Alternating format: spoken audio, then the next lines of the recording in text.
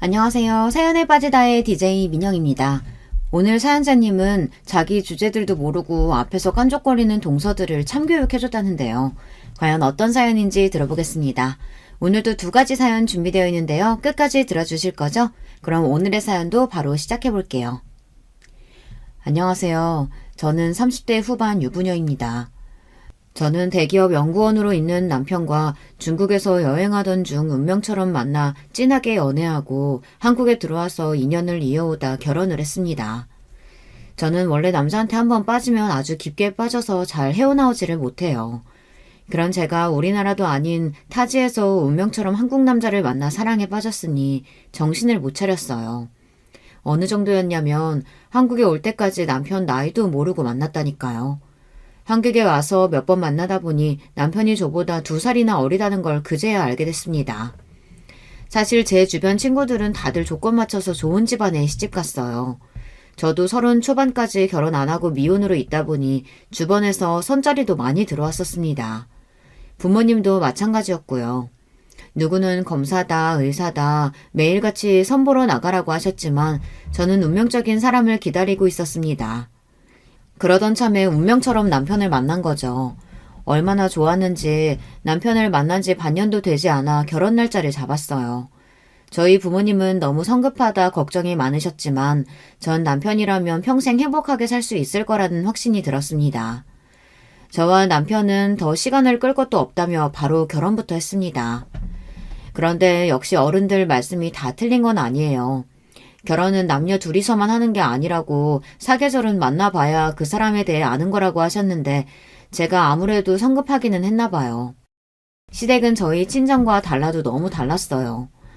남편이 명문대를 나오고 대학원까지 가서 대기업에 취직했다는 거야 알고 있었지만 집안 전체가 엘리트 집안인 줄은 꿈에도 몰랐습니다. 시부모님께서도 명문대를 나오셔서 시아버지는 교수시고 시어머니는 작가셨어요. 더군다나 남편에게 남동생이 둘이 있는데 남편까지 해서 셋 다 서울대를 나왔다고 하더라고요. 이런 집안이 흔하지는 않잖아요. 어쩐지 결혼하기 전에 시댁에 인사 갔을 때도 분위기가 심상치 않았어요. 저녁을 먹는 내내 학교 다닐 때 사회 시간에 했을 법한 그런 진지한 주제들도 가족들끼리 심각하게 토론했습니다. 당시에는 시부모님께 예쁘게 보이고 싶은 마음에 잔뜩 긴장한 상태라 잘 몰랐었는데 시댁은 원래 가족들끼리 모이면 그런 분위기인 것 같더라고요. 저희 친정과는 전혀 분위기가 달랐죠. 저는 결혼하고 나서부터 시부모님과 시동생들과 친해지고 싶어서 나름 노력했습니다. 뉴스도 매일 챙겨보고 책도 많이 읽으려고 노력했어요. 남편은 그럴 필요 없다고 했지만 저는 그러고 싶었습니다. 사실 제가 지금에야 일도 잘하고 돈도 잘 벌지만 어릴 때부터 공부를 많이 안 해서 지식이 좀 짧아요. 그래서 그런지 똑똑한 사람들을 보면 너무 존경스럽고 멋지게 보입니다. 그래서 남편에게 반한 거기도 하고요. 저는 항상 시부모님과 시동생을 만나는 자리면 긴장을 좀 했어요. 혹시나 대화하다 제가 무식한 게 티가 나는 건 아닐까 걱정되기도 해서요. 한 번은 그런 적이 있었어요. 시동생들이랑 남편이 동문이다 보니 다 같이 아는 친구나 후배들이 많았어요. 그래서 모임도 많았는데 가끔 남편이 동생들과 모임을 갈 때면 저만 두고 가는 게 미안했는지 같이 가자고 한 적이 있었어요. 결혼하고 친구들이랑 인사도 못했으니까 같이 가자고요. 저는 남편 친구들과 가깝게 지내면 좋을 것 같아서 함께 가려고 했는데 시동생이 지나가는 말로 한 말이 괜히 마음에 걸려서 망설였습니다. 에이, 거기 가면 다들 공부만 하는 놈들이라 형수 하나도 재미없을 텐데 그런 데를 뭐하러 데려가. 맞아. 술도 안 먹고 내내 카페에서 서로 잘났다고 떠드는 걸 누가 듣고 싶어 하겠냐? 시동생들이야 당연히 제가 재미없어 할까봐 신경이 쓰여서 한 말이겠지만 저는 제가 혹시나 말귀를 못 알아들어서 무식한 게 티라도 날까봐 저러나 괜히 자격지심이 생기더라고요. 저는 괜히 위축돼서 간다 만다 말도 제대로 못하고 있었습니다. 친구 와이프가 왔는데 설마 그 자리에서도 재미없는 소리나 해댈까? 세아가 가고 싶으면 같이 갔다 와라. 오랜만에 바람도 쐬고 좋지. 그래, 애들이 공부만 해서 좀 답답하기는 한데 그래도 애들은 착해. 그래도 다행인 건 시부모님께서 워낙 인성마저 훌륭하신 분들이라 항상 저를 배려해 주셨습니다. 제가 결혼하고 한동안 시댁에 오면 긴장하고 있다는 걸 아셨는지 항상 먼저 풀어주시려고 했어요. 그런데 얼마 뒤 생각지도 못한 일이 생겼습니다. 시동생이 1년 간격으로 차례로 결혼을 했는데 하필이면 모두 다 동문이랑 결혼했어요. 알고 보니 시동생들과 동서들은 다 학교에서 만난 CC더라고요. 이렇게 해서 저희 시댁에서는 공교롭게도 저만 빼고 다들 서울대를 나왔습니다.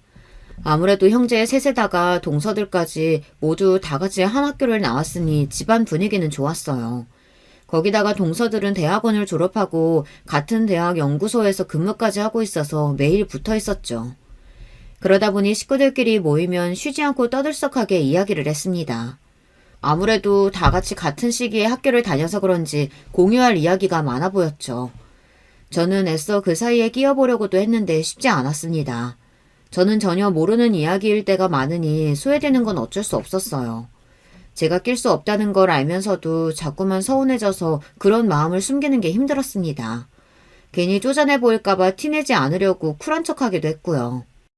사실 제가 소심하고 예민하다 싶을 정도로 인간관계에 굉장히 신경 쓰는 게 학교 다닐 때 마음고생을 좀 했어요. 제가 초등학교 때 아버지를 따라 미국에서 4년 정도 있다가 한국에 들어왔는데요. 그리고 바로 한국에 들어오자마자 중학교에 입학했죠. 그러다 보니 처음엔 적응을 잘 하지 못했습니다. 거기다가 초반에 이상한 애들한테 찍혀서 2년 넘게 따돌림을 당했어요.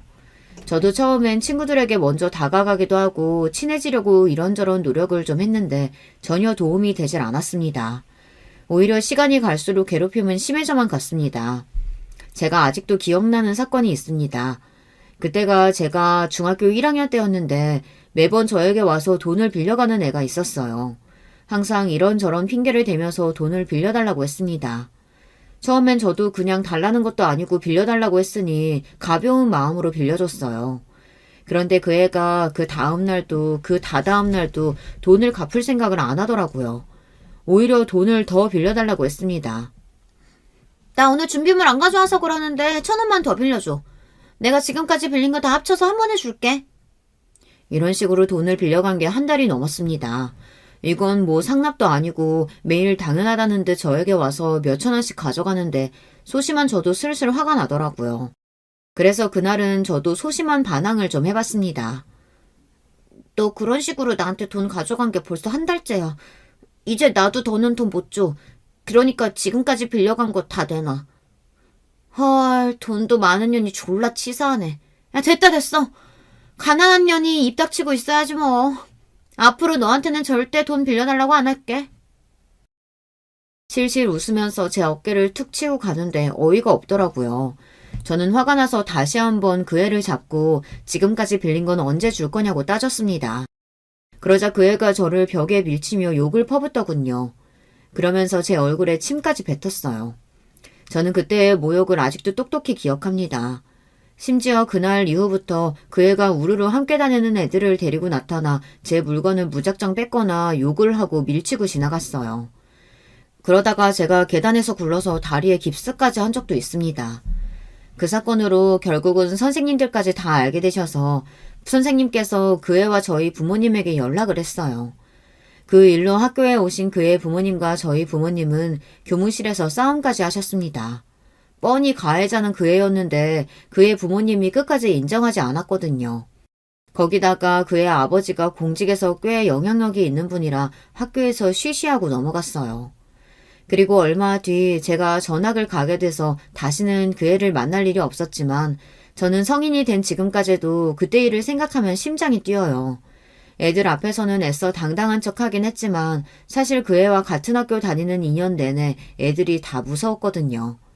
그 애가 있지도 않은 소문을 내고 퍼뜨리는 바람에 저는 그 학교 다니는 내내 친구가 없었어요. 가장 힘들었던 건 저만 지나가면 애들이 수군거렸다는 겁니다. 그때의 기억이 저에게는 큰 상처로 남아 아직도 그때 일을 생각하면 눈물이 나요. 그래서 그런지 그 이후로 학교 생활이든 사회생활이든 새로운 사람들을 만나면 유난히 긴장하고 잘 보이고 싶어 해요. 미움받는 게 세상에서 제일 싫습니다. 저도 이런 제가 싫고 답답할 때가 많지만 잘 고쳐지지 않아요. 그런 저에게 동서들은 더 어려운 존재였습니다. 사실 동서들과 가까워지고 싶어도 방법이 없었어요. 남편이 저보다 연하이다 보니 동서들은 저보다 한참 더 나이가 어려요. 동서들은 둘 다 20대 후반에다가 이제 사회에 나온 지 얼마 되지 않은 사회 초년생이었습니다. 그러다 보니 저랑은 아예 세대가 달라서 접점이랄 게 없었어요. 아무리 할 말을 고민해봐도 무슨 이야기로 공감대를 형성해야 할지 몰랐습니다. 그러다 보니 저는 동서들을 만나면 저도 모르게 긴장을 하게 됐어요. 그런 와중에 동서들은 만나면 자기들 학교 이야기만 했습니다. 제가 학벌에 자신이 없다 보니 저는 살면서 제가 먼저 어느 대학을 나왔다고 먼저 물어보거나 어느 대학을 나왔냐 물어본 적도 없어요. 그런데 시댁 사람들은 다들 학벌이 좋아서 그런지 이야기를 나누다 보면 자연스레 학교 이야기로 흘러갔습니다. 그날도 그랬어요. 동서들이 웬일로 저에게 질문을 다 하더라고요. 형님이 꽃집 운영하신다는 이야기는 결혼 전에 들었는데 남편 말로는 경기도에서 큰 화원도 운영하신다면서요? 어쩜 그렇게 사업수완이 좋으세요? 혹시 경영학 전공하셨어요? 제가 꽃을 좋아해서 경기도에서 큰 화원을 운영 중이에요. 서울에서 꽃집도 하나 운영하고 있고요. 경영학은 무슨, 그냥 어릴 때부터 꽃을 좋아해서 시작한 거야. 아, 그랬구나. 그럼 전공이 뭐예요? 막내 동서가 꼬치꼬치 물어보길래 저는 할 수 없이 제가 나온 과를 이야기했습니다. 나는 지금 하는 일이랑은 전혀 상관없는 과 나왔어. 뷰티 아트과라고 원래 그쪽으로 취직하려고 했는데 막상 학교 다녀보니까 내가 그쪽으로는 영 재주가 없더라고. 뷰티 아트과라는 과도 있나? 전 태어나서 처음 들어봐요. 동서는 들어봤어? 동서들은 처음 들어보는 과라면서 어느 학교에 그런 과가 있냐고 물었습니다. 그랬더니 막내 동서가 핸드폰으로 검색까지 하더라고요. 저는 괜히 민망해서 경기도에 있는 전문대를 나왔다고 이야기했습니다. 그러자 동서들 얼굴이 아주 순식간에 변하더라고요. 태어나 그런 반응은 처음 느껴봤어요. 아, 형님은 전문대 나오셨구나. 와, 근데 너무 신기하다. 우리 아주버님이 학교 다닐 때 과에서도 수석을 한 번도 안 뺏긴 걸로 굉장히 유명하시거든요. 그래서 대기업에서 줄 서서 데려가려고 했었고요. 저는 학교에서 아주버님만 만나면 긴장해서 말도 못 걸었는데 형님은 아주버님이랑 말이 통하세요? 순간 저와 동서들 사이에는 정적이 흘렀습니다. 저는 동서가 저에게 말한 의도가 뭔지 파악하느라 시간이 걸렸어요. 그런 와중에 동서들은 둘이 뭐가 그렇게 재미있는지 키득키득거렸습니다. 에이, 형님 왜 그러세요? 사랑에 그런 게 뭐가 중요해요. 두 분은 서로에 대한 정보 아무것도 모르는 상태로 중국에서 만나셨다잖아요. 다시 생각해도 너무 로맨틱하다니까요. 학벌을 뛰어넘는 사랑이라니. 저는 남자가 너무 무식하면 만나자마자 바로 정이 떨어지던데 큰형님이 매력이 엄청나셨나 봐요.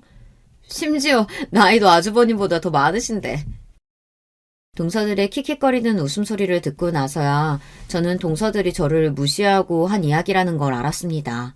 제가 무식하다는 소리를 애써 돌려서 한 거죠. 동서들이 제 앞에서도 대놓고 그런 소리를 하니 저는 시댁에 가면 위축될 수밖에 없었어요. 물론 남편과 시부모님들은 저에게 학벌 가지고 이야기한 적은 없어요. 하지만 동서들은 그렇게 생각하는 것 같지 않았습니다. 둘 다 대학 때부터 시동생들과 연애하면서 서로 잘 알고 지내서 그런지 은근 저를 무시하며 따돌리는 게 있었어요. 자기들끼리 학교 이야기를 하다가도 괜히 제 눈치를 한번 보고는 저에게 미안하다고 했습니다. 참, 형님은 모르시지? 이러면서요. 거기다가 워낙에 동서 둘이 자주 만나서 노는 거야 진작 알고 있었는데 굳이 그걸 가족들 앞에서 티를 냈어요. 꼭 자기들끼리 놀러 갔다 와서 가족 단톡방에 사진을 올리고 자랑하더라고요. 동서 둘이 대학 때부터 알고 지냈으니 친하다는 거야 알지만 집안에 며느리가 셋인데 둘이서만 꼭 그래야 하나 싶더라고요. 저는 학창시절 때 상처도 있고 해서 은근슬쩍 사람을 무시하고 따돌리는 거에 다른 사람보다 더 예민해요. 성인이 돼서도 저에게 싫은 소리를 하거나 무시하는 말을 하는 사람에게 바로 그 자리에서 받아치는 게 쉽지 않았습니다. 그 자리에서는 바보처럼 꾹 참고 있다가 돌아서면 서러워서 눈물부터 났죠. 소심한 저는 동서들 앞에서는 아무 말도 못하고 참고 와서 괜히 남편에게 지나가는 말로 궁시렁거린 적이 있습니다. 아무래도 동서들이 제가 남편보다 나이도 많고 전문대를 나왔다고 좀 무시하는 것 같다고요. 제 말에 남편은 절대 아니라고 동서들은 그런 사람들이 아니라고 했습니다. 남편은 본인이 동서들과 오래전부터 선후배 사이로 지내서 저보다 더 잘 안다고 했어요. 남편은 제 말보다 본인 생각을 더 믿고 있었죠. 저는 서운해서 그 일로 남편과 다툰 적까지 있습니다. 제가 큰아이를 임신했을 때 일이에요. 저는 큰아이를 임신했을 때 갑상선에 문제가 좀 생겨서 몸이 좋지 않았어요. 뱃속에 아이가 있으니 약도 못 먹고 치료도 받을 수 없어서 오로지 푹 쉬는 방법밖에 없었습니다. 저는 몸이 너무 안 좋아서 가게에도 나가지 못하고 집에서 꼼짝 안 하고 있었어요. 몸이 힘들어 그런지 주스가 되어도 배가 별로 나오지를 않았습니다. 뱃속에 아기가 같은 주스의 애들보다 조금 작은 편이었고요. 그런데 그런 와중에 동서들을 만날 때마다 저는 스트레스를 받았어요. 못 먹어서 힘들어하는 저를 위해 시어머니께서 맛있는 걸 해주신다고 해서 갔는데 오랜만에 만난 동서들이 자꾸만 볼록 나온 제 배를 보며 하지 않아도 될 말을 하더라고요. 아무래도 형님이 노산이라 그런지 이래저래 뱃속에 애가 고생이 많네요. 엄마가 아파서 애가 잘 크지도 못하고. 작은 동서는 제가 나이가 많아 몸이 부실해서 아이가 뱃속에서 고생한다고 했어요. 마치 제가 아이에게 무슨 큰 잘못이라도 한 것처럼요. 저는 기분이 상하는데도 애써 참았습니다. 별 생각 없이 하는 말에 예민하게 굴어봐야 저만 이상한 사람이 될 게 뻔하니까요. 그런데 그 와중에 막내 동생까지 말을 못했습니다. 아기 성별은 뭐래요?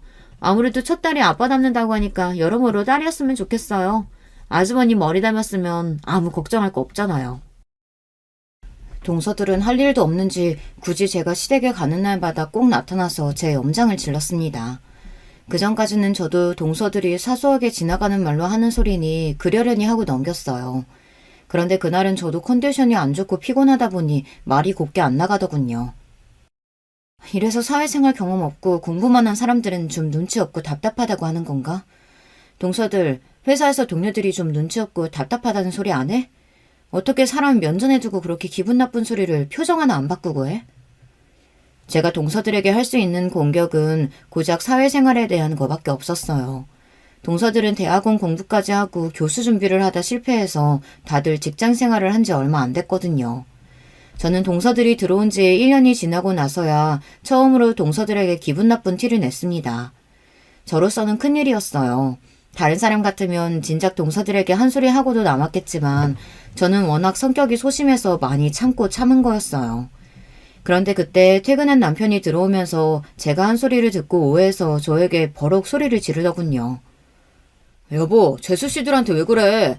안 그래도 학교에서 공부만 하고 연구만 하느라 힘들어하는데 손윗사람으로서 보듬어줄 생각은 안 하고 꼭 그런 소리를 해야겠어? 남편은 전후 사정도 모르면서 무작정 저에게 잘못했다고 했습니다. 동서들이 공부만 하느라 세상 물정을 모르는 건 맞지만 나이가 어려서 실수할 수도 있는 건데 제가 일방적으로 너무 다그쳤다고요. 당신은 무슨 상황인지도 모르면서 어떻게 동서들 앞에서 나를 그렇게 무시할 수가 있어? 당신 도대체 누구 편이야? 그날 집에 오면서 저는 서러워서 남편에게 화를 쏟아냈습니다. 지금까지 동서들에게 당해온 게 너무 서러워서요. 당신 유치하게 왜 이러는 거야? 유치하게 편은 무슨 편? 그래, 나는 못 배우고 무식해서 유치하다. 왜? 지금 생각하면 제가 정말 유치하긴 했어요. 동서들과 셋이 있으면 자꾸만 저도 모르게 소외되고 마음에 상처를 입게 되니 남편이라도 제 말을 들어주고 제 편이 되어주길 바랬습니다. 그런데 믿었던 남편마저 동서들 편을 드니 도저히 이성적으로 생각할 수가 없더라고요. 그로부터 얼마 뒤 저는 첫 아이를 낳고 연년생으로 둘째까지 낳느라 정신이 없었어요. 애들이 생긴 건 너무 축복이고 행복했지만 일까지 하면서 어린애 둘을 키운다는 게 마음먹은 것처럼 쉽지만은 않았습니다. 그래도 너무 다행인 게 남편 회사가 육아휴직이 돼서 1년 휴직을 받았어요. 거기다가 시어머니까지 함께 육아를 도와주셔서 아이들이 어린이집에 들어갈 때까지는 여유가 좀 생겼습니다. 그런데 아직 아이가 없는 동서들은 우리 집 상황도 잘 모르면서 만나기만 하면 굳이 또 안 해도 될 말들을 제 앞에서 해댔어요. 그날도 제가 쉬는 날이라 오랜만에 남편에게 휴가를 주고 혼자 애 둘을 집에서 보고 있었어요. 그런데 동서들이 퇴근하는 길에 굳이 애들을 보러 오겠다고 집에 왔더군요. 사실 저도 동서들이랑 잘 지내고 싶어서 처음엔 몇 번 집에 초대한 적이 있기는 해요. 그런데 동서들과 만나면 만날수록 영영 우리는 가까워질 수 없겠구나라는 생각이 들고는 했어요. 왜냐고요? 이런 이야기 제 입으로 하기는 참 민망하지만 동서들은 서울대까지 들어갈 정도로 머리가 좋은 사람들이 이상하게 생각이 좀 짧아요. 부모님께 가정교육을 받기는 했나 싶을 정도로 개념이 없을 때가 있습니다. 동서들이 둘 다 참 똑같은 게 남의 집에 오면서 귤 하나를 사서 온 적이 없어요. 우리 집 집들이 하던 날도 둘 다 똑같이 빈손으로 왔어요. 물론 나이가 어리니 그럴 수도 있습니다. 그런데 문제는 남의 집에 와서 좀처럼 가만히 있지를 않는다는 겁니다. 옷방이니 주방이니 마음대로 드나들면서 조금만 마음에 드는 게 있으면 가져가도 되냐고 했어요. 심지어 한 번은 제가 산지 일주일밖에 안 된 치마를 멋대로 입어보더니 자기한테 더 잘 어울리는 것 같다며 가져가면 안 되냐고 하더군요. 큰형님, 이거 형님이 입기에는 너무 젊은 스타일인데 이거 나한테 더 어울리는 것 같은데 저 주시면 안 돼요? 뭘 달라고 할 때만 저에게 형님 하면서 애교를 부렸어요. 그러게 형님, 이거 딱 막내 동서한테 딱이다. 그냥 막내 동서 줘요. 어머 형님, 이 화장품 쓰시는구나. 이거 저 써봐도 돼요? 그럴 때면 둘이 죽이 척척 맞는지 어떻게든 제 물건을 뺏어갔어요. 옷이며 화장품뿐만이 아니라 냉장고까지 열어서 좀 좋은 게 있으면 다 가져가겠다고 했습니다. 소고기며 과일이며 좋은 건 알아서 쏙쏙 빼갔어요. 동서들은 항상 우리 집에 올 때마다 빈손으로 와서 양손을 가득 채워갔습니다. 가족이라는 게 참 이상해요. 동서들이 저에게 하는 짓 보면 얄미운데 또 우리 집에 와서 양손 가득 들고 나가서 가는 모습을 보면 주길 잘했다 싶은 마음이 들더라고요. 그날도 동서들은 저 혼자 애들 보기 정신이 없는데 옷방에 들어가 둘이 이웃저웃 입어보며 패션쇼를 하고 있었어요. 애들 보겠다고 온다더니 정신없이 그러고 있으니 저도 슬슬 심기가 뒤틀리더군요. 그러더니 한다는 소리가 또 기가 막혔습니다. 이래서 뭐든 먼저 해야 하는 건데 형님께서 어머니한테 애를 둘이나 맡기시니 우리는 아이 생겨도 부탁할 때가 있겠어요? 저희는 계약직이라 둘 다 육아휴직도 없는데. 서방님들 둘 다 좋은 회사 다니는데 둘 다 육아휴직 되겠지. 뭘 걱정해. 육아휴직이 돼도 남자들이 육아휴직을 어떻게 써요. 그러다 회사에서 잘리면 어쩌려고. 동서가 일부러 시비를 걸려고 한 소리인 줄은 모르겠지만 굳이 시부모님도 안 주는 눈치를 동서가 저에게 주더라고요. 마치 제가 시어머니에게 애를 둘 다 맡겨서 자기들이 애를 못 낳는 것처럼 굴며 직장 다니는 남편까지 육아휴직을 제가 시키기라도 한 것처럼요. 동서들이 아직 애가 없어서 그러는데 하나랑 둘은 천지 차이야. 거기다가 우리 집은 연년생이잖아. 연년생이 쌍둥이보다 더 힘들어서 남편 혼자서는 감당이 안 된다니까. 어머니 안 계시면 밥도 못 먹어. 형님은 사업하시잖아요. 사장이면 집에서 쉬면서 애들 좀 봐도 되는 거 아닌가? 굳이 아주버님 제일 중요한 시기인데 육아휴직 썼다가 회사에서 불이익이라도 당하면 어떡해요? 그러게. 암튼 우리 시어머니지만 참 좋으시다니까. 나 같으면 대기업 다니는 아들 육아휴직 쓰게 만드는 며느리 얄미워서라도 안 봐줄 텐데. 동서들 말하는 꼴이 너무 얄미워서 저도 모르게 얼굴이 붉어졌습니다. 어쩜 저렇게들 밉살맞게 굴 수 있는지 깐족거리기 대회가 있다면 둘 다 입상은 무조건 따놓은 당상일 거예요. 우리 시어머니 좋은 분인 거 잊었어? 우리 시어머니를 동서 심부로 생각하면 안 되지. 동서들도 부러우면 학교 그만두고 나처럼 사업하면서 애 낳아. 그러면 되잖아. 저는 동서들과 이야기만 하면 저까지 유치해졌습니다. 그러지 않으려고 해도 동서들과 있으면 참을 수가 없었어요. 어머 형님, 지금 우리 둘 다 학교에서 계약직으로 일한다고 무시하시는 거예요? 와, 저 살면서 이런 무시 처음 당해봐요. 저희도 돈 있으면 당연히 형님처럼 사업하죠. 원래 사람 둘이 작정하고 사람 하나 이상하게 만들려고 덤비면 당해낼 재간이 없다니까요. 제가 아무리 그런 식으로 말한 게 아니라고 동서들이 자꾸 저에게 싫은 소리를 해서 한 소리라고 해도 동서들은 전혀 제 이야기를 듣지를 않았습니다. 어떨 땐 동서들이 학교에서 받은 스트레스를 나한테 와서 푸나 이런 생각이 들 정도로 동서들이 하는 소리가 뜬금없을 때도 있어요. 그날은 서로 싫은 소리도 하고 티격태격 했으니 그냥 갈 줄 알았더니 그날도 어김없이 냉장고에 있던 과일을 한 보따리 가져가더군요. 거기다가 막내 동서는 우리 친정 김치가 맛있다며 김치까지 한 통 가져갔어요. 다시 봐도 참 대단한 년들이었죠. 그러던 어느 날이었어요. 시아버지께서 갑자기 교통사고가 나서 병원에 입원하게 됐습니다. 다리와 허리가 크게 다쳐서 병원에 2주 정도 입원해야 한다고 하더라고요. 다행히 큰 병은 아니었지만 항상 건강하셨던 분이 갑자기 사고가 났으니 가족들 모두가 놀랐어요. 시어머니께서 시아버지를 간호하느라 아이들을 봐주실 수 없어서 남편이 혼자 아이들을 봐야 했습니다. 저도 혼자 애 둘을 돌볼 남편이 걱정돼서 최대한 일을 일찍 마치고 퇴근했어요. 그런데 문제가 하나 생겼습니다. 시아버지를 간호하러 들어가셨던 시어머니께서 알고 보니 폐소공포증이 있으시더라고요. 그 전까지는 엘리베이터만 타기 힘든 정도고 생활하는 데는 크게 지장이 없으셨는데 좁은 병실에 침대에 누워있으니 갑자기 발작이 왔나 봐요. 새벽에 응급실까지 들어갔다가 나오셨다고 하더라고요. 그래서 시어머니께서 시아버지 병간호를 할 수 없는 상황이 되었습니다.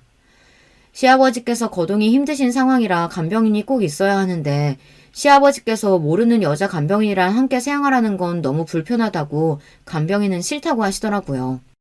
그래서 남자 간병인을 알아봤는데 대기가 있어서 지금 당장은 안 된다고 했습니다. 그래서 남자 간병인이 오기 전까지는 가족들이 돌아가면서라도 병원에 들어가야 했어요. 남편은 동서와 시동생들을 불러 가족회의를 했습니다. 남편은 시동생들에게 서로 왔다 갔다 하며 시아버지를 돌보자고 했어요. 그런데 시동생들 반응이 좋지 않았습니다. 육아휴직 중이라 쉬는 남편이 있는데 왜 자기들이 들어가냐는 식이었죠. 형이 지금 집에서 놀고 있는데 형이 들어가야지. 직장 다니는 우리가 어떻게 들어가? 당연히 내가 너희들보단 병원에 많이 들어가지. 근데 우리도 애가 둘이나 있잖아. 너희 형수도 일 생기면 가게 나가봐야 해서 내가 병원에 매일 있을 수는 없어. 그러니까 너희가 하루 이틀이라도 연차 좀 내. 난자 간병인 구할 때까지 고작 일주일인데 그거 자식 셋이 좀 나눠서 하자는데도 시동생들은 회사 핑계를 댔습니다. 서방님, 동서랑 놀러 갈 때는 아무 때나 휴가 척척 내시면서 아버님 아프시다는데 고작 하루 이틀도 휴가를 못 내요? 동서들이 가족 단톡방에 하도 사진을 많이 올려서 제가 다 알아요. 다들 말도 없다가 갑자기 휴가 내고 여행을 다니고 놀러 다니는 걸 제가 다 아는데 그거 며칠 휴가 내는 거 가지고 남편에게 덤태기 씌우려고 하니 얄밉더라고요. 그래서 저도 참지 못하고 한 소리 했습니다. 그 순간 가만히 있을 동서들이 아니었죠. 어머, 형님이야말로 시어머니한테 애들까지 맡기잖아요. 매일 시부모님 도움받고 사시면서 이럴 때 당연히 형님네가 알아서 하셔야죠. 물론 우리도 도움 많이 받고 있지. 근데 동서들도 결혼할 때 시부모님께 도움 많이 받지 않았어? 둘 다 아파트 받아서 결혼했잖아. 우린 우리 돈으로 집구했어. 역시 저는 또 유치해지고 말았습니다. 다들 있는 앞에서 이런 이야기까지 하고 싶진 않았는데 동서가 시비를 거니 저도 가만히 못 있겠더라고요. 지금 우리끼리 싸우자고 모인 거야? 다들 쓸데없는 소리 하지 말고 너희 둘 다 각자 이틀씩 휴가 내. 나머지는 내가 다 알아서 할 테니까. 남편이 그 정도로 화난 얼굴은 처음 봤습니다. 제가 동서들이랑 매일 티격태격 할 때는 항상 동서들 편을 들더니만 막상 자기 눈으로 보고 나니 마음이 좋지 않았나 봐요. 그날 동서랑 시동생들이 돌아가고 나서 남편도 시동생들을 괘씸하게 여기더군요. 내가 지금까지 자기들한테 어떻게 했는데 아버지 병간호하는 일로 뭐? 육아휴직하고 노는 형이 알아서 하라고? 지들이 애를 키워봤어. 애 키우는 게 얼마나 힘든데 놀긴 뭘 놀아. 남편이나 시동생들이나 어려서 부모님 말씀 잘 들으며 평생 모범생 소리만 들으며 살아왔던 사람들이에요. 공부도 잘하고 취직들도 잘해서 부모님 속이라고는 썩여본 적이 없습니다. 더군다나 다 같은 학교까지 나와 아는 지인도 많이 겹치다 보니 시동생들은 남편이랑 나이 차이도 얼마 안 나는데도 깍듯하게 대하고는 했어요. 그런데 각자 결혼하고 가족이 생기다 보니 전 같지 않더군요. 자기들 실속 차리기 바빴습니다. 결국은 시동생들이 회사에 바쁜 일이 생겨 휴가를 낼 수 없다고 해서 남편이 간병인을 구할 때까지 내내 병원에 있었어요. 나중에는 남편이 걱정됐던 시어머니께서 많이 좋아졌다고 하시며 교대를 해주셨습니다. 그때도 남편이 화가 나서 시동생들에게 전화해 따졌습니다. 너희 해도 정말 너무한다. 어머니가 폐소공포증 때문에 힘들어서 응급실까지 갔다 왔는데 그런 어머니를 꼭 병원에 들어가게 해야겠니? 정휴가 못 내겠으면 주말에는 회사 쉬니까 주말에라도 너희가 돌아가면서 들어와. 알겠어? 형, 우리도 일주일 내내 일하고 주말에 하루라도 쉬어야지. 주말에 병원까지 들어가면 도대체 언제 쉬라는 거야? 이 자식들이 말이면 단줄 하나. 그럼 나는 지금 일주일에 혼자 병원에 있어. 나도 주말에 집에 가면 애들 봐야 한다고. 그냥 거기 간호사들한테 부탁하고 나오면 안 돼? 병원비도 비싼데 굳이 간호하는 사람이 24시간 붙어 있어야 하냐고. 아버지, 허리랑 다리 수술해서 혼자는 꼼짝도 못해. 그걸 바쁜 간호사들이 어떻게 도와줘? 너 진짜 자꾸 그렇게 싸가지 없이 말할래? 남편도 처음엔 좋은 마음으로 병원에 간호하러 들어갔어요. 본인이 장남이고 시간도 제일 많으니 조금 힘들어도 참고 하는 게 맞다 싶다고요. 그런데 남편도 병원에서 매일 쪽잠을 자니 몸이 힘든 것도 힘든 거였지만 그거보다 다른 게 더 힘들었답니다. 시동생들이고 동서들이고 남편이 병원에 있는 동안 먼저 전화 한 번을 안 했답니다. 남편은 그게 그렇게 속상하고 서운했대요. 시아버지도 서운해하시는 눈치고요. 남편이 먼저 연락을 하지 않으면 시동생이고 동서들이고 일절 연락 한 번을 안 했답니다. 거기다가 남편이 주말에라도 오라고까지 말했는데 시동생들이 이런저런 말도 안 되는 핑계를 대며 결국은 한 번도 병원에 오지를 않았대요. 심지어 면회도 한 번 안 왔답니다. 저는 어린 애들 둘을 업고 안고 저녁마다 병원에 들렀어요. 남편이 밥도 제대로 못 먹고 병원에 있는 게 안쓰러워 반찬이라도 해다 갖다 줬습니다. 거기다가 시아버지께서 병원 밥을 잘 못 드신다고 해서 시어머니께 들러 시어머니 반찬까지 싸다 줬어요. 제가 애들 데리고 병원에 갈 때마다 남편은 저에게 미안해 어쩔 줄 몰라 했습니다. 저더러 자식보다 낫다고까지 하더라고요. 남편은 그때 이후 동생들에게 실망했는지 처음으로 동생들을 불러 큰 소리를 한 번 냈습니다. 시아버지께서 병원에 입원해 있는 동안 서운했던 마음을 꾹꾹 참고 있다가 시아버지께서 퇴원하고 나서야 폭발했어요. 시아버지께서 퇴원하신 기념으로 식구들끼리 모여 오랜만에 식사했는데 시동생들과 동서들은 시아버지가 아픈 내내 한 일도 없으면서 미안하지도 않은 건지 아무렇지 않은 얼굴로 와서는 동서들이 시부모님께 미리 준비한 돈 봉투만 슬쩍 드리더라고요. 남편에게 고생했다는 말도 한마디 안 하고요. 제가 보기에도 뻔뻔하게 보이는데 남편은 당연히 기분이 상했나 보더라고요. 너희는 형을 보고도 어떻게 고생했다는 말 한마디를 안 하냐? 배울 만큼 배웠다는 놈들이 아버지 아파서 몇 주를 고생했는데 돈 봉투만 휙 던지면 자식된 돌이 다 한 줄 알아? 남편이 시부모님까지 계신 자리에서 저렇게까지 말하는 건 저도 처음 봤어요. 정말 화가 많이 나긴 났나 보더라고요. 형, 왜 그래? 일 때문에 그런 건데. 형이야 대기업이지만 우리는 그 정도 아닌 거 알잖아. 바쁠 때 휴가 내면 승진해서 누락된다고. 그래요. 능력 있는 아주머니 좀 이해해 주셔야죠. 저희는 중소기업에 다들 계약직인데 몸 사려야지 어쩌겠어요. 동서들까지 나서서 자기들은 어쩔 수 없었다며 핑계를 부리는데 너무 꼴보기 싫더군요. 안 그러던 사람이 화까지 내니 시부모님까지 걱정하시는 것 같아 저는 애써 남편에게 그만하라고 말렸어요. 그런데도 남편은 아직 화가 안 풀렸는지 한마디 더 하더군요. 다음 주부터 2주에 한 번씩 아버지 병원 외래 재활받으러 가야 하는 거 알지? 나 다음 달이면 육아휴직 끝나서 출근해. 나도 바빠서 아버지 챙기기 힘드니까 앞으로는 셋이 똑같이 나눠서 해. 너희들이 안 되면 재수씨들이라도 와야 하니까 그런 줄 알고.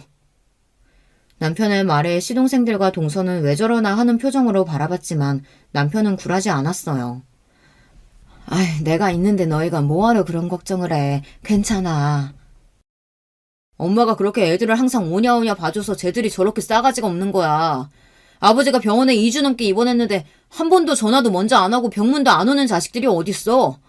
엄마도 이래저래 일도 많고 강연도 많이 하러 다니는데 힘들 땐 우리한테 말해요. 자식들 뒀다 뭐해. 남편은 이번 일로 느낀 게 많았는지 장남으로서 할 말을 다 했어요.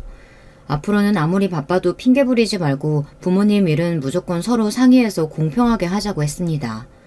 남편이 평소와 다르게 강하게 나오니 시동생들도 동서들도 더는 아무 말도 못하더군요. 그러던 어느 날이었습니다.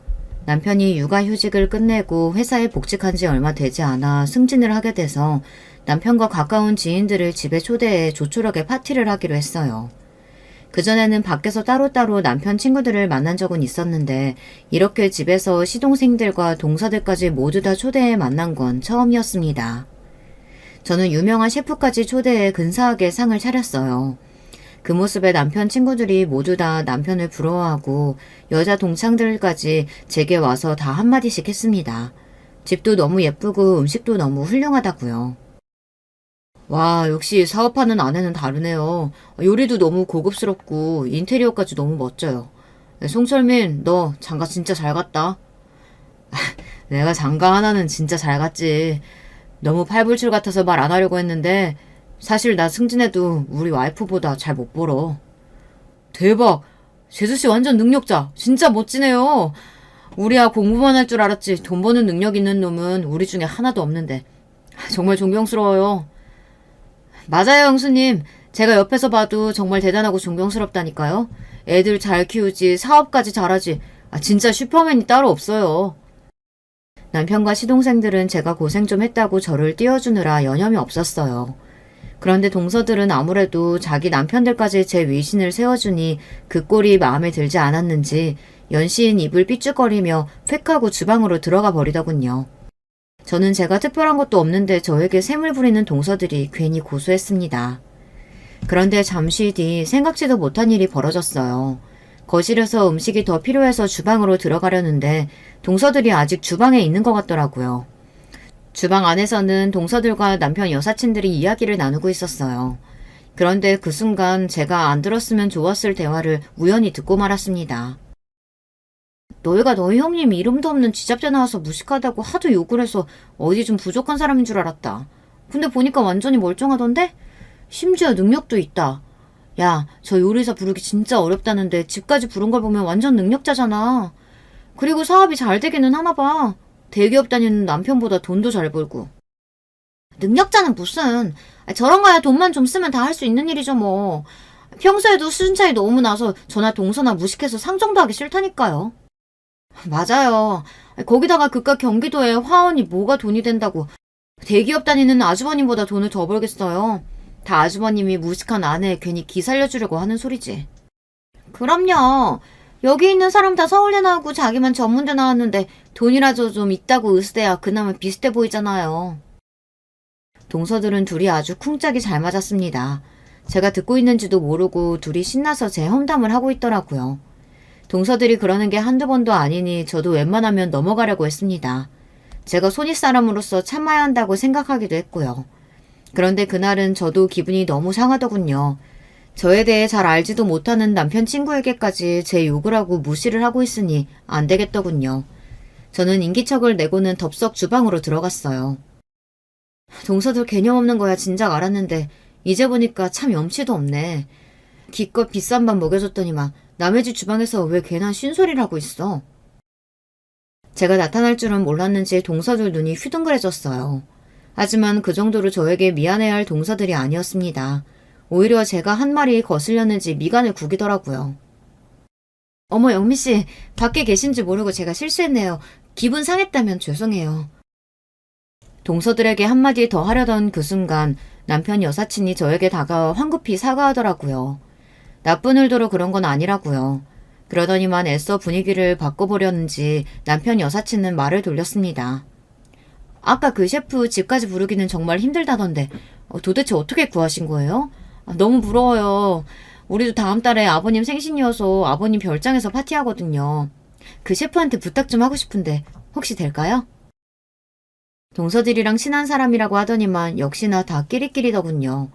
남편 여사친이라는 사람은 그 와중에 저에게 부탁까지 했어요.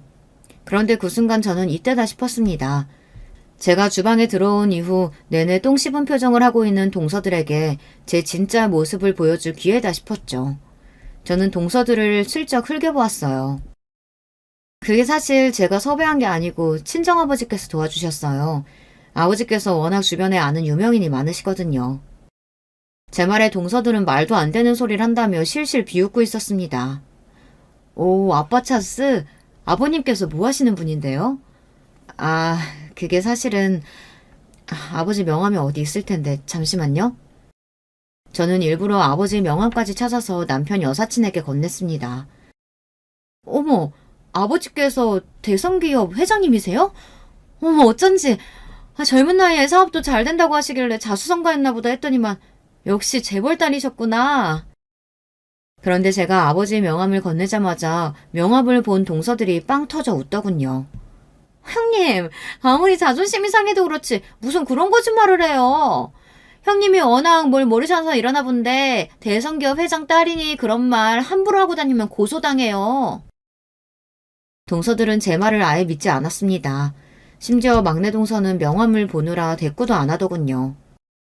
동서들이야말로 나한테 관심이 없어서 그동안 몰랐나 본데 동서들 말대로 내가 구린 지잡대 나와서 어떻게 사업을 2개나 하고 있겠어. 나 금수저 중에 금수저야. 형님, 이제 보니까 연기 참 잘하시네요. 사람 민망하게 끝까지 이러시네. 예, 알겠습니다. 형님 금수저 맞아요. 동서들은 끝까지 피식거리며 제 말을 안 믿었어요. 그런데 그 순간이었습니다. 주방 밖에서 소란스러운 소리가 나기 시작하자 주방에 있던 동서들이 우르르 거실로 나갔습니다. 장인어른 바쁘실 텐데 어떻게 여기까지 와주셨어요? 우리 사이가 회사에서 승진했다는데 내가 당연히 직접 와서 축하를 해줘야지. 더군다나 영미가 그러는데 오늘 이 자리에 아주 훌륭한 인재들이 모여 있으시다고 하더라고. 이 타이밍까지 계산한 건 아니었지만 아버지께서 때마침 도착하셨어요. 제가 유명 셰프를 섭외하고 싶어 미리 아버지에게 남편 승진 파티를 집에서 한다고 이야기를 했거든요. 그런데 저도 아버지께서 직접 집에 오실 줄은 몰랐어요. 아버지는 남편이 서울대 동문들과 파티를 한다고 하니 아무래도 어떤 친구들이 오나 궁금하셨나 보더라고요. 순식간에 파티 분위기가 바뀌었습니다. 친정 아버지께서 준비해온 술을 꺼내서 남편 동료들과 친구들에게 한 잔씩 따르는데 다들 친정 아버지께 한마디라도 붙여보려고 혈안이 되어 있었어요. 그때였습니다. 아버지께서 들어오신 순간부터 어쩔 줄 몰라 하던 동서들이 벌벌 떨리는 손으로 제 팔을 붙잡더니 주방으로 다시 끌고 들어갔어요. 형님, 저희가 아직 나이도 어리고 사회 경험도 적어서 뭘 너무 모르는 거 아시죠? 절대 형님 무시하려고 그런 거 아니에요. 저희가 멍청하고 세상 물정을 몰라서 그랬어요. 너그럽게 좀 봐주세요. 맞아요, 큰형님. 저희가 형님이 너무 대단하고 멋지셔서 셈이 나서 그런 거지. 절대 형님 전문대 나왔다고 무시하고 그런 거 아니에요. 형님이야말로 너무너무 대단하시죠. 아버지 회사에 들어가셔도 될 텐데 혼자 자수성가하시고. 동서들은 서로 먼저 말을 못해서 난리가 났습니다. 지금까지 제가 부러워서 그런 거지 무시해서 그런 게 아니라네요. 저는 자꾸만 웃음이 나오려는 걸 간신히 참았습니다. 아니야. 지잡대 나온 내가 우리 아버지 회사에 어떻게 들어가겠어. 나도 염치가 있는데. 사실 화원이랑 꽃집 아버지가 차려준 거야. 나 동서들이 생각하는 것처럼 자수성가한 거 아니고 그냥 철없는 부잣집 딸이야. 매일 아버지한테 이거 해달라 저거 해달라 막 조르고 그래. 사실 제가 지금까지 살면서 누구한테 아버지 자랑을 하거나 제가 금수저라고 떠벌린 적은 한 번도 없어요. 아버지는 평사원으로 시작하셔서 회사 대표까지 올라간 경우라 사실 제가 어릴 때부터 유복한 환경에서 자란 건 아니었거든요. 단지 아버지께서 워낙 능력이 있는 분이라 아버지야말로 자수성가하신 분이었죠. 하지만 동서들 하는 짓이 너무 괘씸해서 이대로는 안 되겠더군요. 제가 자기들한테 절대 무시당할 사람이 아니라는 걸 보여줘야겠다 싶었습니다. 그때였어요. 남편이 저를 찾아 주방에 들어왔습니다. 아버지께서 저를 찾으시는데 여기서 뭐 하냐고요. 저는 알겠다고 금방 나가겠다고 했습니다. 그러고는 아직 긴장한 얼굴로 손을 꼼지락거리고 있는 동서들을 최대한 눈에 힘을 주고 쏘아보았어요. 지금이라도 내 뒤에서 말도 안 되는 소리 짓거린 거 사과하면 같이 나가서 우리 아버지한테 인사할 수 있게 해줄게. 그제야 얼굴에 미소를 지은 동서들이 저에게 달려와 양쪽 팔에 매달렸어요. 그럼요, 형님. 저희가 너무 한심하시겠지만 대인배 형님께서 한 번만 용서해주세요. 저희가 앞으로 충성을 다해서 모시겠습니다. 동서는 격려하는 손짓까지 하면서 애교를 피웠어요. 저도 마찬가지예요, 형님. 앞으로 형님에게 무슨 일이 생기든 저만 불러주세요. 제가 형님의 영원한 종이 되겠습니다. 딸랑딸랑. 그제야 동서들이 제 나이로 좀 보이더라고요. 권력의 약한 모습이 굉장히 한심해 보이긴 했지만 나름 봐줄만 했어요. 제가 그 자리에서 바로 친정아버지를 동서들에게 소개했는데 아버지께서 동서들과 대화를 하시면서 동서들이 대학원 시절에 냈던 논문에 관심을 보이셨어요. 현재 동서들이 연구원에서 하는 연구에도 관심을 보이고요. 더군다나 친정아버지께서 안 그래도 대학 쪽에 연구비 지원 사업을 해볼까 생각 중이었는데 나중에 따로 연락하자고까지 하셨죠. 그날 이후 동서들은 180도 달라졌습니다. 정말 말 그대로 저에게 충성을 다했어요. 혹시나 제가 중간에서 일이 틀어지게 하기라도 할까봐 만날 때마다 연구비 이야기를 꺼내더라고요. 저는 좀 치사하긴 하지만 당분간 그 연구비를 볼모로 동서들을 좀 부려먹을 생각이에요.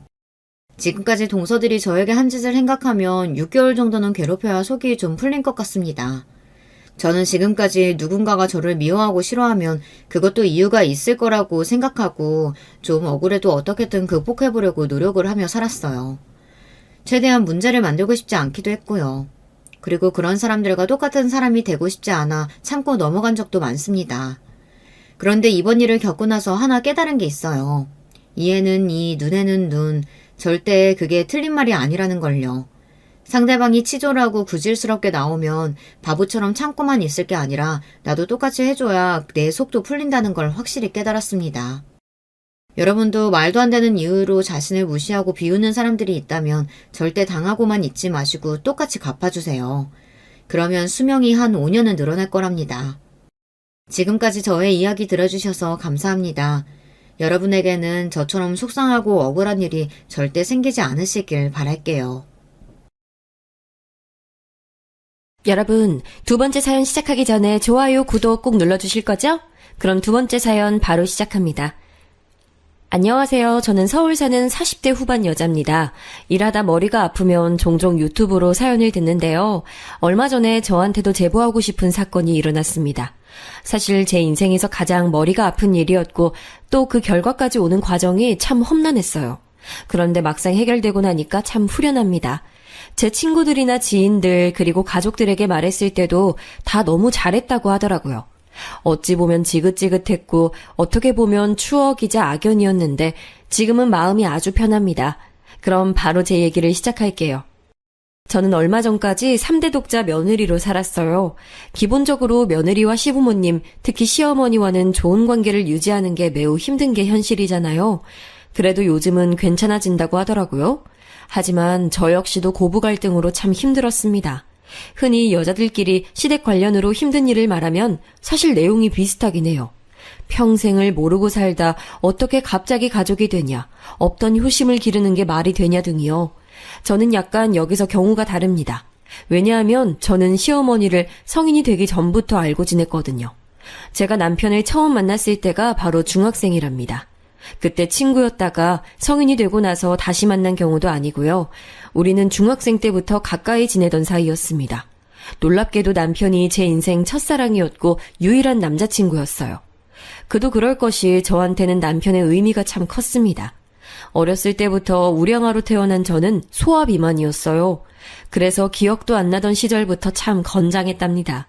어린 시절 사진을 보면 혼자만 통통하고 골격도 커서 저를 단번에 알아볼 수 있을 정도로요.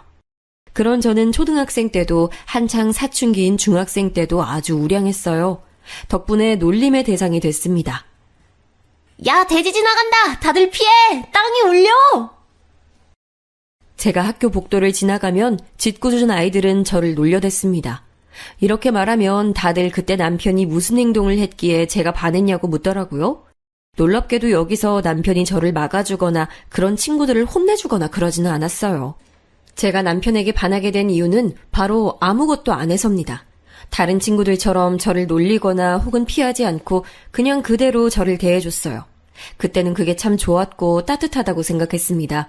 그런 성격이 화를 불어올 줄은 전혀 몰랐죠. 지영아, 너 숙제 다 했어? 난 아직 못했는데. 응? 내가 보여줄게. 걱정하지 마. 아무렇지 않게 제 이름을 다정하게 불러주는 모습에 저는 남편에게 최선을 다했습니다.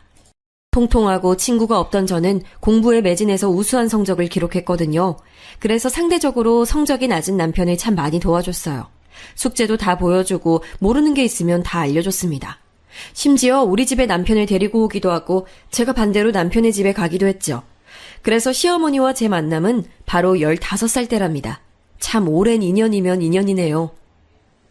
안녕하세요. 저 준영이 친구 지영이에요. 어머, 안녕? 지영이는 근데 살을 좀 빼야겠다. 우리 아들보다 통통하네. 시어머니의 첫인상은 그리 좋지 않았습니다. 안 그래도 사춘기고 예민한데 통통한 저에게 대놓고 통통하다며 살을 빼라고 하셨거든요. 우리 집은 준영이가 집에 오면 간식을 주고 잘해주려고 애썼는데 말입니다. 그래도 저는 준영이가 좋으니까 아랑곳하지 않았어요. 그리고 그렇게 우리는 성인이 됐습니다. 저는 살 때문에, 준영이는 소심한 성격 때문에 친구가 서로밖에 없었어요. 제가 고등학교 내내 옆에서 공부를 억지로 시킨 덕분에 준영이는 서울에 있는 대학교에 진학할 수 있었습니다. 물론 저는 원래 공부를 잘했기 때문에 준영이보다 훨씬 좋은 학교에 가게 됐죠. 저는 대학에 합격하고 입학 전에 극단적으로 다이어트를 했습니다. 그동안 수백 번의 시도를 해도 쉽지 않았던 다이어트였어요. 그래도 그때는 성인이 되는 거고 또 저도 살 때문에 너무 많은 스트레스를 받으니 마음을 굳게 먹었습니다. 이때도 준영이는 제게 참 많은 도움을 줬어요. 본인은 원래 마른 체형인데 제가 운동한다고 하니까 같이 공원을 걸어줬습니다. 동네 뒷산에도 같이 가고 옆에서 묵묵하게 있어줬어요. 그래서 저는 이때 만약 제가 결혼한다면 예화하고 싶다는 생각이 들었어요. 그렇게 다이어트를 하고 어느 정도 정상인의 궤도에 오른 저는 그대로 서울로 올라갔어요. 그리고 대학에서 법학을 전공했습니다. 공부도 열심히 했고 친구도 많이 사귀었어요. 제가 꿈꾸던 대학 생활을 하며 아주 행복한 나날을 보냈습니다. 그러면서 준영이와 연락도 끊지 않았어요. 저는 몇 번의 연애를 하기도 했는데 준영이는 연애도 하지 않았습니다. 준영이가 군대에 갔을 때 저는 남자친구가 있어도 도시락을 싸서 준영이 면회에 가기도 했죠. 그냥 저한텐 준영이는 너무 소중한 존재였어요. 유일하게 제 옆을 지켜준 사람이었으니까요. 그리고 대학생 때 사실 제게 청천벽력 같은 아주 힘든 일이 있었는데요. 여동생이 사고로 갑자기 하늘나라에 갔습니다. 그때 많이 감정적으로 힘들었어요. 그런데 그때 가장 저에게 힘이 됐던 것은 남자친구보다 준영이었습니다. 워낙 어릴 때부터 알던 사이라 많이 의지할 수 있었어요. 우리 집에 와서 여동생과 같이 놀기도 했으니까요. 그때가 제가 대학 졸업반이었을 때인데 제 감정에 대해 깨닫게 됐습니다. 우리 사귀자. 내가 잘해줄게. 익숙해서 몰랐는데 난 네가 좋아. 나랑 만나. 알겠어. 준영이는 제가 많은 고민 끝에 고백했을 때도 그냥 알겠다고 대답하며 고개를 끄덕인 게 다였어요. 원래 저런 성격인 걸 아니까 별로 상처받거나 그러진 않았습니다. 그리고 아주 무난한 연애를 했어요. 제가 법학과를 졸업하고 사법고시를 준비할 때도 준영이는 묵묵히 제 옆에 있었습니다.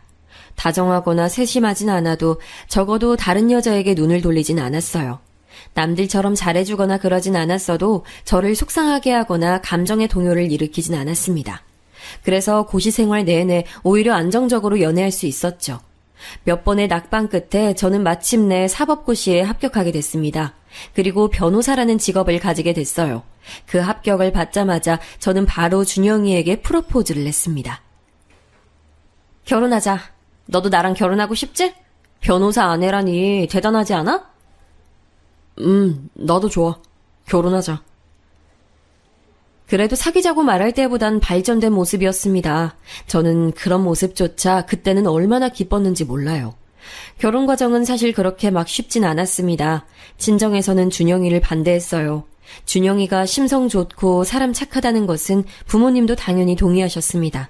하지만 결혼 상대로는 마땅치 않아 하셨어요. 왜냐하면 준영이는 능력이 없었습니다. 대학을 서울권으로 가기는 했는데 공부를 그리 좋아하지 않아 학점이 낮았어요. 대외 활동을 많이 하거나 그러지도 않았죠. 다른 자격증을 따거나 동아리 활동을 하지도 않았고 게임에 빠져 살았거든요. 저는 제 인생을 사느라 준영이의 인생까지 관리하긴 힘들었습니다. 그러다 보니 우리는 직업을 비롯한 능력 차이가 심했어요. 엄마는 제게 자꾸 선자리를 가져오셨습니다. 여기저기 수소문했다고 하시며 같은 법조계 사람부터 시작해서 의사, 회계사 전문직 남자들을 만나길 원하셨죠. 엄마 마음이 이해가 가지 않는 건 아니에요. 저는 공부도 오래 했고 여동생까지 빨리 죽었으니 남은 자식이 저 하나였거든요.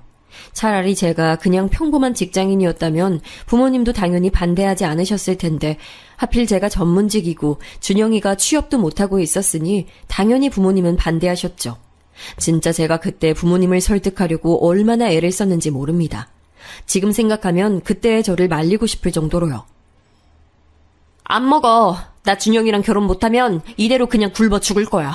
엄마는 그렇게 준영이를 오래 봐놓고 반대해?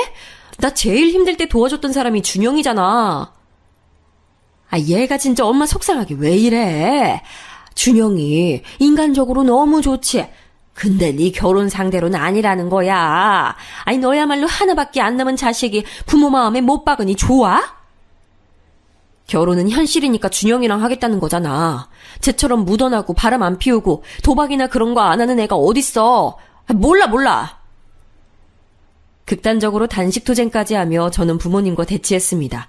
덕분에 그렇게 열심히 노력해도 다시 원래대로 돌아오던 몸무게가 심하게 빠지기도 했어요. 성인이 되고 대학에 가기 전에 뺐을 때보다 더 빠졌습니다. 고시 준비하며 한동안 다시 중학생 몸무게로 돌아갔었는데 제 인생 최저 몸무게를 찌게 됐어요. 자식 이기는 부모 없다는 말 아시죠? 결국 부모님은 두 손 두 발 다 들게 되셨습니다. 준영이를 환영하며 반기진 않으셔도 반대는 하지 않으셨어요. 그리고 제가 그렇게 단식투쟁을 하는 걸 보고 남자친구는 급하게 회사에 취업하게 됐습니다. 그냥 서류만 넣으면 다 통과시켜주는 그런 아주 작은 소기업에 사무직으로 들어갔어요. 어쨌든 직업이 그래도 생겼으니 부모님도 포기하신 거죠. 그런데 사실 부모님이 준영이를 반대하는 이유가 더 있었습니다. 바로 준영이는 홀 시어머니였어요. 아버지가 고등학생 때 돌아가셨거든요. 그래서 집안 형편도 그리 좋지 않았습니다.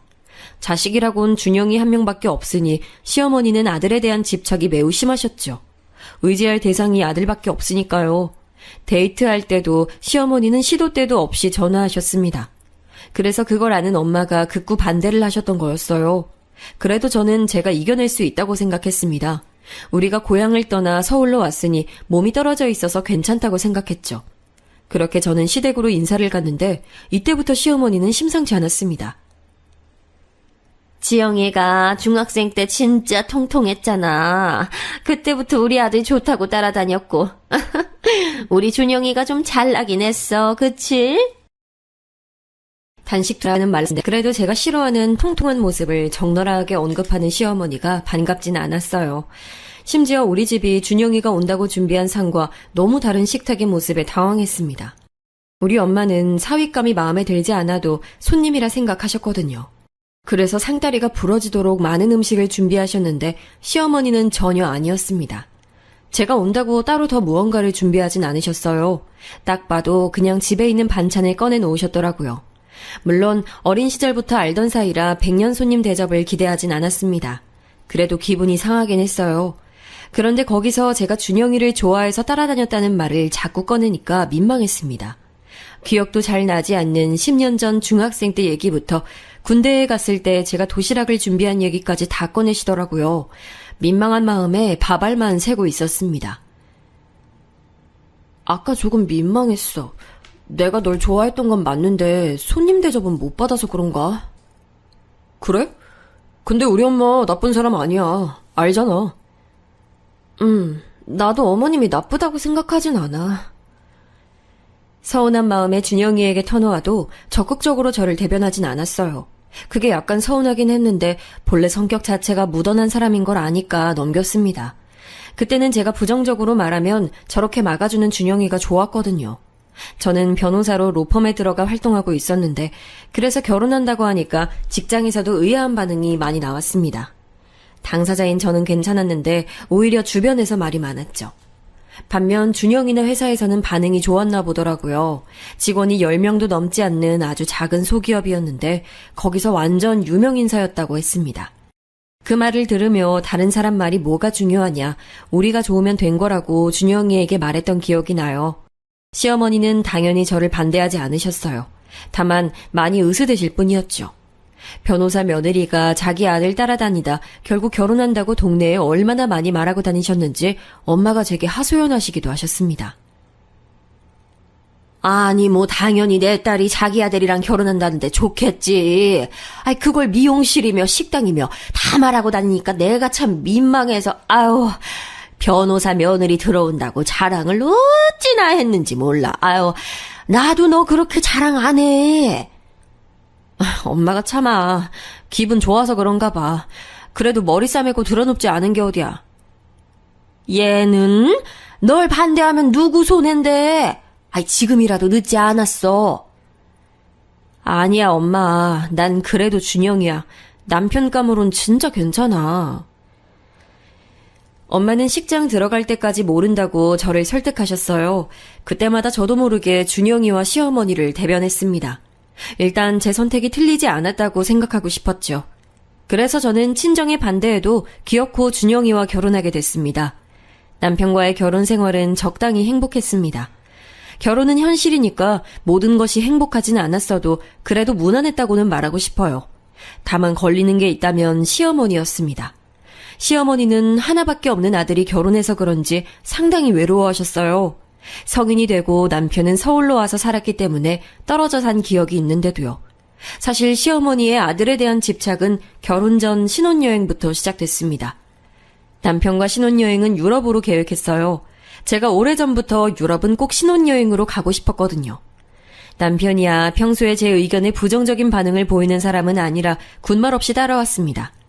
그런데 제가 정말 놀랐던 것은 이 계획을 결혼 전에 시어머니 앞에서 말했더니 나온 반응이었어요. 어머, 나도 유럽 못 가봤는데, 우리 같이 가면 되겠다. 나도 영국이랑 프랑스랑, 스위스? 거기도 가보고 싶어. 어머니, 저희가 둘이 다녀와서 어머니 꼭 모시고 효도 관광 가볼게요. 한 명 추가하는 건 어렵지 않지 않아? 난 살면서 또 언제 가볼지 모르잖니. 있을 수 없는 일이었어요. 신혼여행을 누가 시어머니를 모시고 가요. 저는 처음에 장난인 줄 알았는데 전혀 장난이 아니었죠. 결국 제가 나중에 모시고 간다고까지 했는데 시어머니는 점점 진지해졌습니다. 어머니 저러다 진짜 같이 가시는 거 아니겠지? 난 신혼여행은 둘이 가고 싶어. 아닐 거야. 그냥 하는 말이겠지. 우리 엄마 그렇게 나쁜 사람 아니야. 나도 나쁜 사람은 아니라고 생각해. 그냥 어머니가 계속 그렇게 말씀하시니까 당황스러워서 그렇지. 남편에게 말해도 남편은 크게 나서지 않았어요. 결국 결혼식을 올리기 전부터 저는 시어머니와 불편한 대화를 하게 됐습니다. 일부러 친정엔 이 사건을 알리지 않았어요. 무슨 말을 들을지 모르니까요. 그때는 남편과 결혼하고 싶은 마음이 커서 엄마가 알면 반드시 말릴 게 뻔해서 말하지 않았습니다. 지영아, 내가 계좌로 돈 보내줄 테니까 한 명만 더 추가해. 나 너무 신난다. 내가 유럽을 가다니. 주변에 말했더니 부럽다고 하더라. 어머니, 저번엔 장난이신 줄 알았는데 신혼여행은 준영이랑 둘이 갈게요. 다른 여행도 아니고 신혼여행이라. 한 명 추가해서 가는 게 뭐가 그렇게 힘들다고 그래. 준영인 괜찮다고 하던데. 지영이 너가 싫은 걸로 할게. 알겠다. 이건 또 무슨 소린가 싶었습니다. 남편은 옆에서 입을 꾹 다물고 있었고 제가 나중에 집에 가면 물어봤더니 자기 엄마한테 따라오지 말라고 말이 도저히 나오지 않았다고 하더라고요. 결국 결론을 말하자면 시어머니와 같이 가진 않았습니다. 하지만 이 계기로 처음부터 시어머니와 삐걱대기 시작했어요. 신혼여행 갔을 때도 남편에게 어찌나 전화를 많이 하던지 모르겠어요. 벨소리가 들리는 게 나중엔 스트레스였죠. 여보, 일단 우리 여기 관광하러 왔으니까 이따 전화한다고 해. 내가 해외여행이 처음이라 걱정되시나 봐. 한국이랑 시차도 다르니까. 그건 알겠는데 일단 우리가 즐겨야지. 사진 많이 찍었으니까 나중에 돌아가서 보여드리면서 얘기 꺼내자. 엄마가 혼자 계시니까 외로운가 봐. 원래 자식들 결혼하면 외로움 느끼는 부모가 많대. 우리 엄마는 특히 아빠도 안 계시니까. 시어머니는 결혼식이 끝나고 우리가 공항으로 가는 길 비행기를 타기 전 타고 내린 후 호텔 도착 및 관광지 등 전화를 시도 때도 없이 하셨어요. 이럴 거면 그냥 같이 올 걸 그랬나 생각이 들 정도였죠. 하도 연락이 와서 같이 여행하는 기분이 들었습니다. 남편에게 얘기해도 남편은 혼자 남은 시어머니가 안쓰럽다고 매몰차게 끊지 못했어요. 한국이었으면 저도 당연히 뭐라고 했을 텐데 거기는 유럽이고 또 기분 좋게 처음으로 같이 여행하는데 굳이 뭐라 하고 싶지 않았습니다. 그래서 머리에 참을 인을 몇 번을 새겼는지 몰라요. 불편한 여행을 끝내고 한국으로 오면서 면세점에서 주위 사람들에게 돌릴 선물을 골랐습니다. 우리 부모님 선물을 고르고 시어머니 선물도 남편과 머리를 맞대고 선별했어요. 먼저 우리 집에 들러 선물을 건넸더니 우리 부모님은 아주 좋아하셨습니다. 굳이 뭐 이런 지갑을 사오냐고 하시며 가격보다 더 많은 용돈을 건네셨어요. 그래서 기분 좋게 시댁으로 향했는데 시어머니의 반응은 아주 예상 밖이었습니다. 아유, 나는 가방이라도 사올 줄 알았는데 지갑이네. 사돈 댁엔 뭐 해드렸니? 똑같이 지갑해드렸어요. 남편하고 고심해서 고른 거예요. 아, 나는 한 명이고 너흰 두 명인데 어떻게 똑같은 걸 줄 수가 있어? 나 지금 홀시모라고 무시하니? 네? 아니에요. 그리고 어머니 지갑이 훨씬 브랜드가 명품이고 좋은 거예요. 오해 푸세요. 됐다. 여행도 안 데려가고 우리 아들 좋다 해서 결혼 허락했더니 이게 뭐야? 가! 저는 너무 당황해서 남편만 바라봤습니다. 남편은 특유의 표정으로 입을 꾹 다물고 있었어요. 그렇게 진짜 시댁에서 쫓겨나서 신혼집으로 향하는데 눈물이 막 나오더라고요. 차에서 우니까 남편도 한숨을 쉬었습니다. 집에 와서 남편하고 얘기하는데 남편은 저도 이해하지만 시어머니가 하나밖에 없는 아들을 결혼시키고 아무래도 우울증이 온 것 같다고 하더라고요. 그러면서 제 여동생이 하늘나라로 가고 한동안 우리 부모님이 매우 힘들어하셨던 것을 언급했습니다. 그 말을 들으니 다는 아니어도 어느 정도는 이해할 마음이 생겼어요. 물론 죽음과 결혼을 비교할 순 없지만 상실이라는 큰 틀로 이해했습니다. 시어머니와는 처음부터 이렇게 삐걱댔는데 저는 이왕이면 이제 가족이니 잘 보이고 싶었습니다. 평생 볼 사람이고 또 제가 사랑하는 남편의 엄마니까요. 그래서 일부러 전화도 걸고 자주 찾아뵈려 했습니다. 제가 본업이 변호사라 너무 바빴는데 법원에 가면서도 사무실에 있으면서도 시간이 나면 우리 엄마보다 시어머니에게 연락을 자주 했었어요. 아직 업무도 초반이라 적응하기 바쁜데 저는 최선을 다했습니다.